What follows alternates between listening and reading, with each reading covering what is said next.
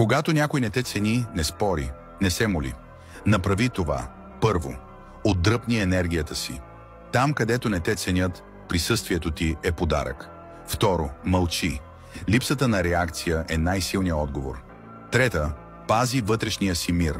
Умът ти не е бойно поле. Четвърти, насочи фокуса си. Влагай в това, което те изгражда, не в това, което те изтощава. Пета, постави ясна граница. Уважението не подлежи на пазарлък. Шестият, израствай тихо. Нека разстоянието говори вместо теб. Седми, не обяснявай стойността си. Тези, които я разбират, не се нуждаят от обяснение. Осма, отдръпни се с достоинство.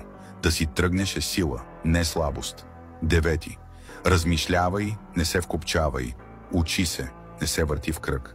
Десети, цени себе си повече. Никой не израства, като остава там, където не го виждат. Не губиш стойност, когато другите не я виждат. Губиш време, когато оставаш там, където не те забелязват. Коментирай 100, ако си съгласен.